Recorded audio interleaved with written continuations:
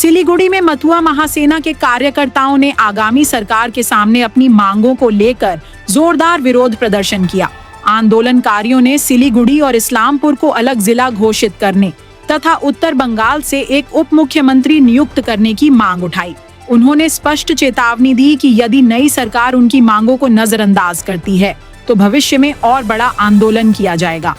चुनाव परिणाम घोषित होने से पहले ही इस तरह का विरोध प्रदर्शन क्षेत्र में राजनीतिक हलचल बढ़ा रहा है और यह संकेत दे रहा है कि उत्तर बंगाल में क्षेत्रीय मुद्दे आने वाले समय में अहम भूमिका निभा सकते हैं।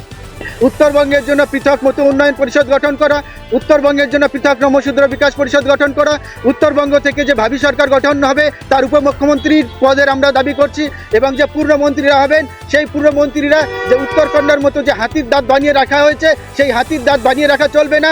পূর্ণমন্ত্রীরা অন্তত পক্ষে মাসে 2 দিন করে আমাদের উত্তরকন্যায় বসতে হবে। গাজলডোবাতে নেতাজি সুভাষচন্দ্র বোসের পূর্ণবয়ব পৃথিবীর সর্বশ্রেষ্ঠ মূর্তি স্থাপন করতে হবে। শিলিগুড়ি এবং ইসলামপুর শহরকে পূর্ণ জেলার মর্যাদা দিতে হবে। শিলিগুড়িতে একটা স্পেশাল ইকোনমিক্যাল জোন এবং আইটি হাব করতে হবে। শিলিগুড়ি শহরের জল নিকাশি ব্যবস্থাকে ঢেলে সাজানোর জন্য আন্ডারগ্রাউন্ড ড্রেনেজ সিস্টেমের ব্যবস্থা করতে হবে। এসসি কমিশনের চেয়ারম্যান আমাদের মধ্যে থেকে নিতে হবে, এসজেডি এর চেয়ারম্যান আমাদের মধ্যে থেকে নিতে হবে।